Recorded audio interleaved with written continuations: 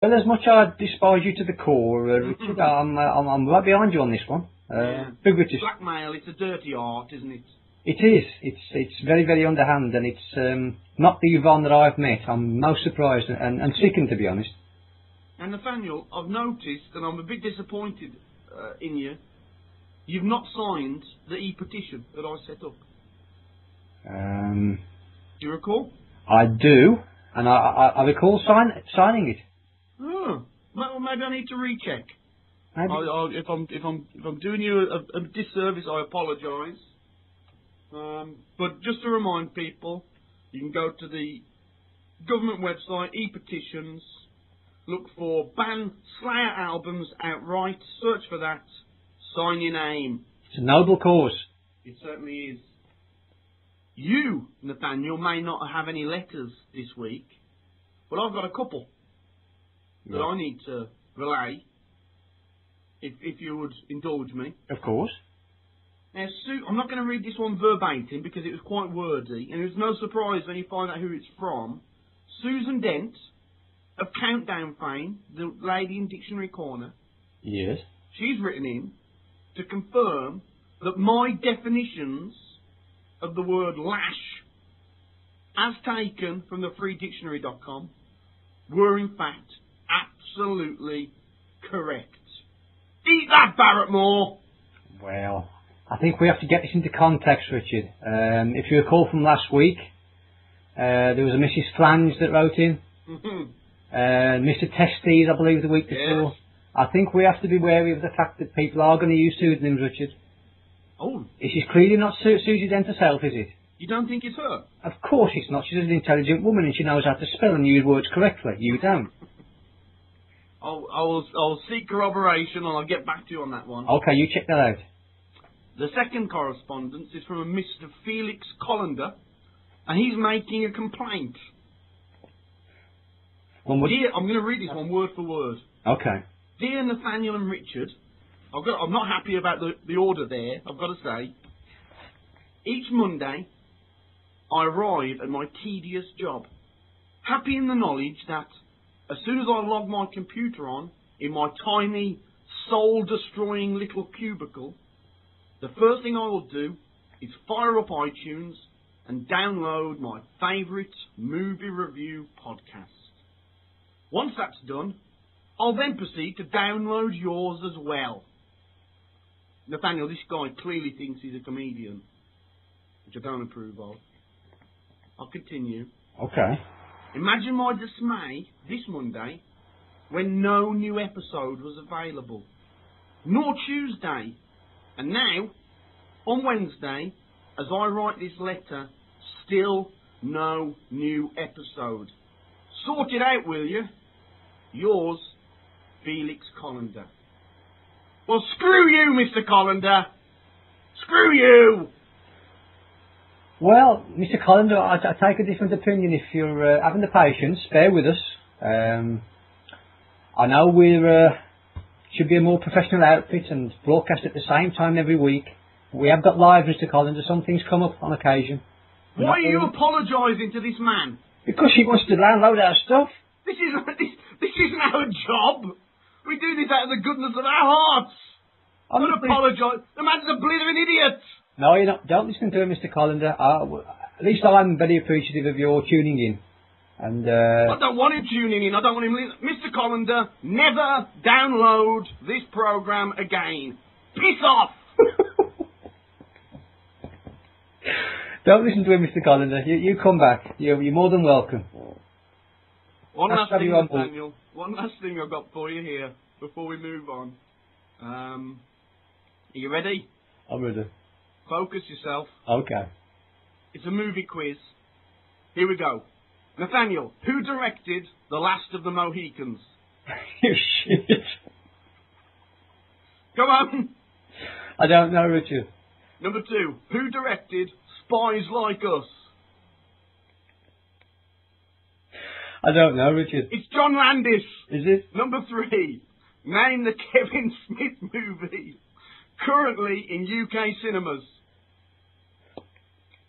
Come on, that's an easy one. David's New Car. It's Red State. Number 4. Who played the character of Drew in Deliverance? Les Mead. No, it's Ronnie Cox. Number 5. Name any movie directed by Tony Scott. Any movie. Toby Scott? Tony Scott. Tony Scott. Tony Scott. Horror on the Moon. Tony Scott, you could have had Deja Vu, Man on Fire, Enemy of the State, Crimson Tide, True Romance, The Last Boy Scout, Days of Thunder, and dozens of others. Nathaniel, you are a cretin. Let's move on.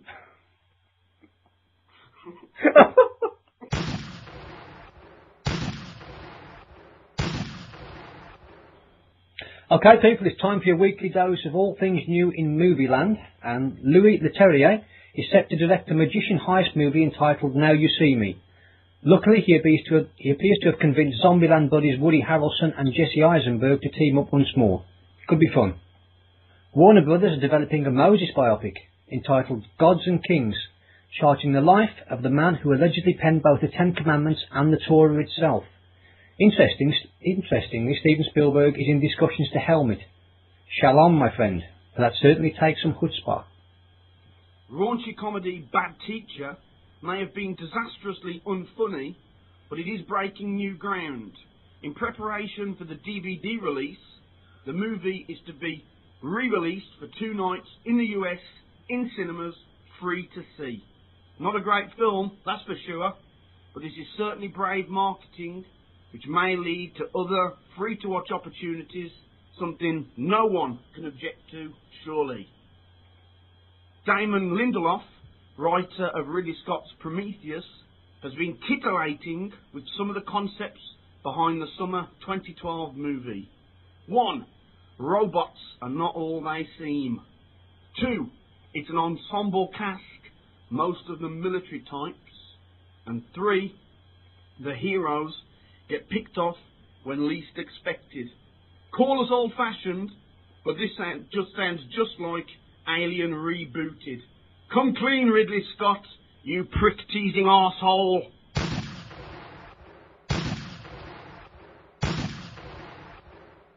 Okay, people, this is the part of the show where we talk about a movie on current release.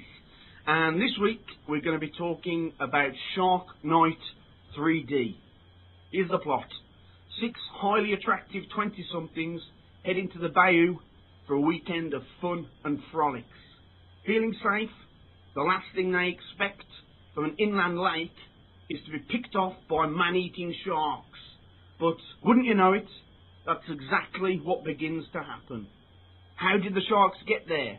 What's with the inbred local sort seeming to thrive on the attacks? And why do the big fish seem to be rigged up with cameras? What did you think of it, Nathaniel? I wouldn't have a clue because I haven't seen it. What? I'm under protest, Richard. You haven't seen this film? I haven't seen it. I'm sick of you and your insipid suggestions for movies. You keep suggesting these movies that are absolute shite, and I'm not going to fork out my good money to go and waste time on this crap. So, let me ask you a question, Nathaniel. How the bloody hell are we going to do this section? Well, it's quite simple. Go on. Take a little bit of thought, Mm-hmm. and let me do the selections. That's fine from now on, Nathaniel. That's fine for the future. I will take that on board. I'm trying to be reasonable here because I'll be honest with you, I'm boiling with anger. Listeners, what you've done, your prime responsibility, this is all you have to do, is watch 2 films a week. A current one and an old one. That's all you have to do. I don't have to. I'm not contracted to, Richard. And you keep making these ridiculous suggestions for movies. Here you are, Nathaniel. Go and watch Shark Night 3D. You'll love it. As if I'm going to get anything from a film like that. You've got to draw the line sometimes. I'm drawing the line, Richard. Think about this, Nathaniel. If you're not doing it for me, you're doing it for the listeners. And they're the ones you've let down. I don't think I'm letting them down at all. I'm doing them a service. The only people who are going to go and watch this film is spotty teenagers and people coming out the pub pissed. Well, I went to see it. Quite. Shall I tell you a bit about it? Go on. Honestly, Nathaniel, I can't believe what you've done. Well, I cannot believe what you've done. You can indulge yourself in your favourite pastime now, listening to yourself talking. Right. It was implausible from beginning to end, let me tell you that. Especially implausible that any of those fine-looking young fillies would have anything to do with their boyfriends and the men involved. The men, they were all utter buffoons. See the problem here? You can't say anything back. Well, you see how this format's now crumbled? Are you familiar with how a conversation works? You allow people to formulate a thought and then they speak. Come on then, spit it out. Well, you call the male actors in this film buffoons. Much like the audience. What, our audience? No, of course not. They're fine, well-refined people. Yes. In the most part. Apart from Mr. Collins. Mr. Collins. But that says it all. It's obviously a low-budget, Shark Night 3D. I mean, just the title gets me enraged. The director, David R. Ellis, he actually did a Final Destination movie. I can't remember which one. It was 2 or 3. But he was actually, well, probably still is actually, better known as a stuntman. He worked on, 75 movies as either a stuntman, stunt coordinator, or both. And some of the films and TV shows that you'll certainly have heard of, Bruce Lee's Game of Death. You know that one? I do. With the yellow jumpsuit thing that he wears. The mini-series, the early 80s mini-series on TV, about the alien invasion. Lethal Weapon. Oh, that's pretty impressive. And Star Trek 5. I mean, admittedly, some are better than others. But, it's a strange transition. I can't think of another one. Stuntman to director. Well, needless to say, I can't think of one. Well, that's no great surprise, is it, Nathaniel? Not really. Judging by your performance in the spot quiz a little while ago. It's a cast of unknowns, Nathaniel. Cast of unknowns, and frankly, you can see why they're unknown.